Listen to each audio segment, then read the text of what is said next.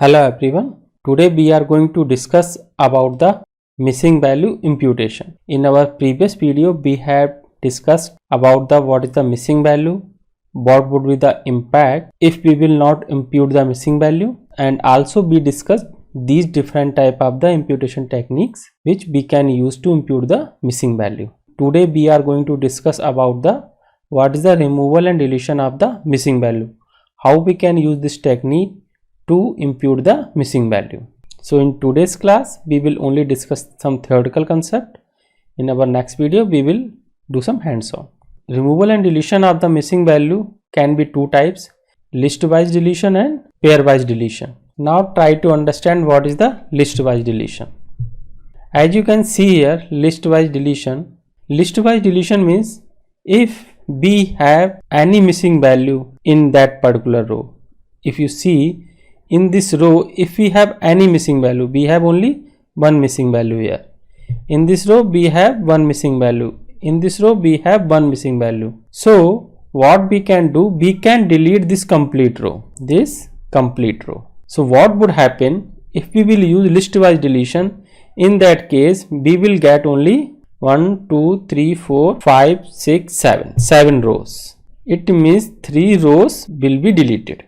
So in this way we will get some data loss. So to solve this particular data loss issue, we can use the pairwise deletion. How does it work? Let's understand. As you can see here, gender, city, monthly income, age, full-time jobs and potential affiliation. This is your machine learning data set.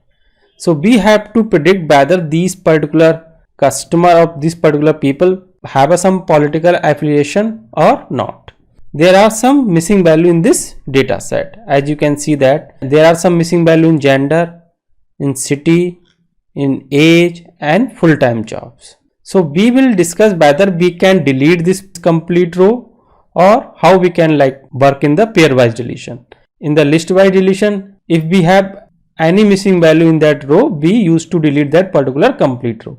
But here we don't do that. How does it work? Here we try to find a correlation with gender and political affiliation. If there is any correlation, if the correlation magnitude is high, then what we used to do, we try to keep this gender variable as it is and try to impute this value. We will not delete this row. It means we will impute this value, and the same we will again try to find a correlation. So this way we try to find a correlation matrix and try to get if this particular variable have a good correlation. If this variable also have a good correlation, then we try to keep all the value as it is and use some other method to impute these missing values in this data set. So this is your city. Let's city doesn't have any good correlation with the political affiliation. In that case, what we will do, we will delete this complete column as well as this full-time job. We can also delete this complete column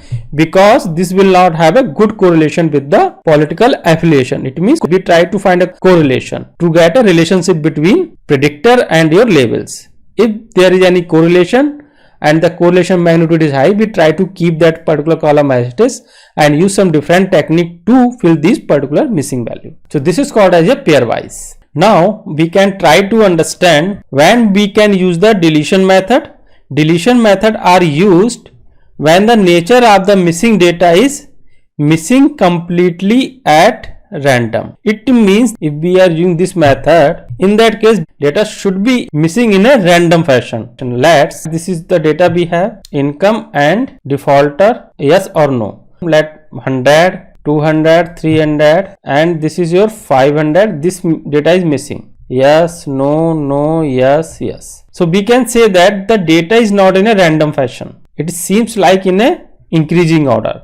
So we cannot use this deletion method here because data is not in a random fashion. So if we will get a data we can say that 10, 20, 12, 18 and 19. This data is missing here. So we can say that data is in a random fashion, missing in a random fashion. So we can delete this particular row if we are going to use the list-wise deletion. But for the list-wise deletion, data sample should be high and the missing value should be low. Let's, if we have a 1000 column, so at least less than 10% data should be missing. If the missing value is less than 10% of the total samples, then we can try to use this list wise deletion. Otherwise we can use the pair wise deletion. What is the process? That a model trained with removal of the all missing value create a robust model. This one, because in this model what we are going to do, we are deleting all the missing values, all the rows which have the missing value. So in this way we will get a actual data which we get from the raw data, where we did not included any imputation. So that's why it will be robust model. And what is the cons? Lots of information. As I told you, if we will delete this particular row, in that case what would happen? We will have a data loss. Also, it work properly if the percentage of the missing value is excessive in comparison to the complete data set. It work poorly if the percentage of the missing value is excessive. As I told you, it should be at least less than 10% of the total sample. If more than 10% of the total sample, then it will not work in a proper way. So this is called as a list wise deletion or a pair wise deletion, or we can say that the removal or deletion of the missing value in a machine learning data set. In our next video, we will do some hands-on how we can remove and delete the missing value and how we can impute this value by using some hands-on. Thank you very much for watching this video. Have a nice day.